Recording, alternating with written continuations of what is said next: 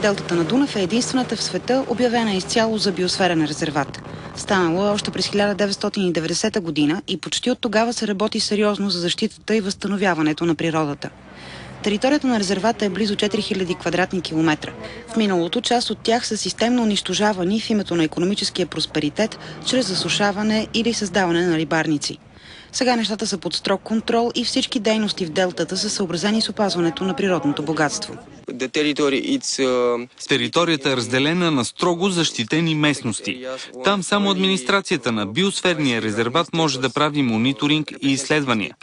Около тях има буферни зони, където са разрешени само дейности, които имат ниско въздействие върху околната среда, а останалото е икономически активни територии, където може да има само лека промишленост и земеделие.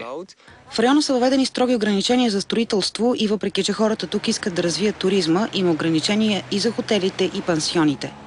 Нарушения са изключително редки. Във водите на делтата живее един рядък и много ценен вид – есетровата риба. Заради драстичното й намаляване обаче е въведен 10-годишен мораториум за промишлен риболов. От тази година България също наложи забрана за улова й, а плановете са тя да бъде удължена с още 5 години. Заради човешката намеса днес някои от тези древни видове могат да се видят само в музея в град Тулча.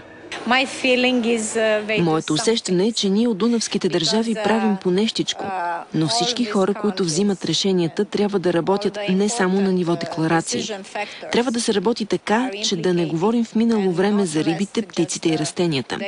Това е моето мнение и чакам някой да ме опровергае. Преди дни делтата бе зарибена с един от редките видове – пастругата. Есетровите риби са един от най-ценните и най-древните видове в Дунава. Точно за това трябва да се прави много за опазването. Наричат тези риби живи изкопаеми, защото вида им е почти връстник на динозаврите. Ценни са заради хайвера си и години наред са били унищожавани с неконтролиран улов. Оцеляването на нашата планета е в нашите ръце, в нашето съзнание. Единственият начин да се променят нещата е да помислим върху това много внимателно и много отговорно. Григорий Бабояно работи за опазването на делтата на Дунав от 40 години и казва, че е оптимист за това райско кътче. Смята, че хората ще осъзнаят колко е важно да бъдат отговорни към природата, а не самоцелно да използват ресурсите й. Само така делтата на Дунав и всички останали защитени територии по реката могат да бъдат запазени.